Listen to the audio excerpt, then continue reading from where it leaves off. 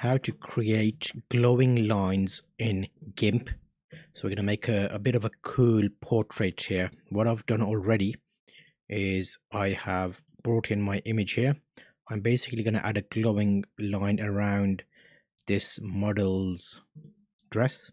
Call it a dress, but you know it's a sherwani. One of my old photos from Zul Photography. So I've made a selection. If you go to paths on the left hand side, you can just go around what you want glowing. Pay attention to this bit here. So you'll notice his hand is in front of the garment. So I've just made a straight line. I'll show you how to fix that if you watch the whole video. Shouldn't be long. I'm going to just give you the main bits. So right now I'm going to path. I'll click on the eye to make the path visible. And you can see there's a little red line showing now where the path was. I'll come back to layers. I've made a layer here called number 1, which is a blank layer. I just clicked here, add layer, and called it blank. So now what you want to do is stay selected on the path tool, and you'll see on your menu you'll get a few options here. So I want to do a stroke path. Let's make that something like, I don't know, 25, 30. Let's call it 30. And I'm going to do stroke. So that has stroked on a color which is my foreground color. So you'll see here I already selected a light pinky color. So we'll do OK. That's fine. Let's put another layer in there and call that number 2. So number 2 layer is on top of number 1 layer. We'll come back to paths and you'll see I'm still selecting the path, but this time on a new layer. I'll do stroke path. Let's make that half, shall we? 15. Let's call it 10. 15 might be better. 10. But this time we don't want it to be pink, we want it to be white. So we'll do stroke. So now you'll see there's a white line on top of another pink line. Should we do another one? Let's do another one. What color should I do that? The center of it. Let's do number 3 and do OK. And I think I don't need to be honest. We can just do it with that.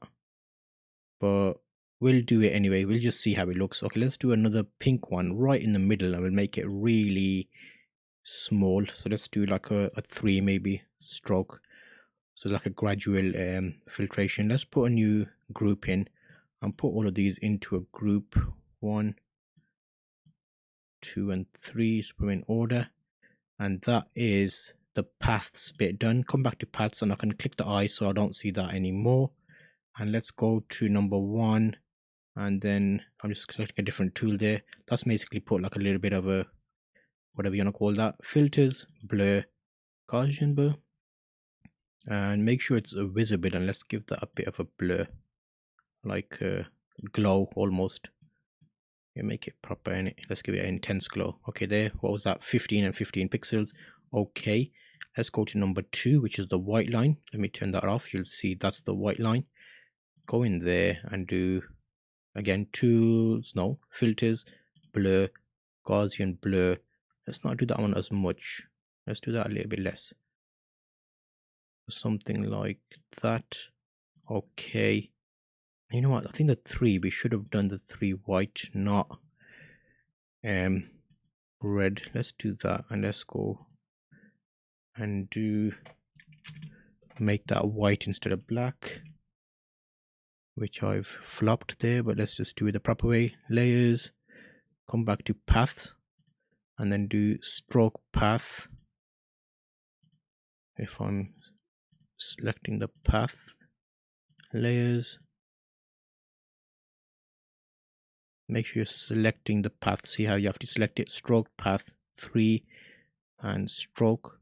So that'll be white instead of the pink. I was trying to do something fancy, but nah, stick to what you know, peeps. Well, don't stick to what you know, learn something new. But okay, so now that, look at that beauty, mate. Look at that beauty. Okay, remember I told you about the hand? Watch this. So let me keep that layer there. That's my neon. And let's come back to my selection here. So what we need to do is grab our fuzzy select tool, click on his hand, and just raise it up. What I'm doing there is I'm clicking on the hand and just dragging my mouse down, which basically makes like a selection, but the selection is the threshold. So now we'll do edit, copy selection or something. Where's it gone? Copy visible. And then paste it. Is be a floating layer. Just paste it down and then bring that right above the neon lights. 1 minute, did I also select? Okay, so what I did there was I made it a bit of a boo-boo. Let me delete that. Okay, so I have my neon lights showing. I don't want to show my neon lights. Come back here, grab the hand, raise the, yeah, and then right click, edit, copy visible, paste it, add the floating layer, bring that above the neons. So you'll see the neon is gone behind his hand now. His hand is in front of it. So that is your neon selection. You know what I think? Should I make that a bit? Oh, look, see, I made a bit of a loop there because I did it quickly, but you'll see what that looks like there. I should have made that another color, shouldn't I? Should I do it? Well, let's go back into there. Let's add another layer in there and test what blue would look like, maybe. So that will I'll call it B.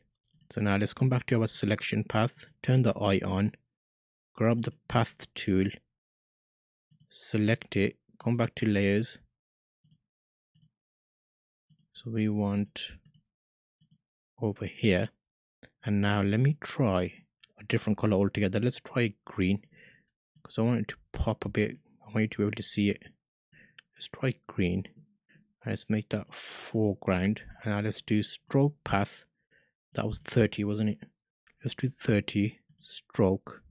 And then that needs a Gaussian blur. So filters, blur, Gaussian blur. And we want something like 15. Okay, that might be better because you might see that better in the thumbnail. 15. Okay. Turn the other ones on. And get rid of this path. That might be better to see in the thumbnail. Whack, whack, boys, whack. Okay, that is how to add a neon light on your model. Make it pop. You don't need Photoshop, boys and girls. What you need is GIMP, Onios, wham bam, strawberry jam.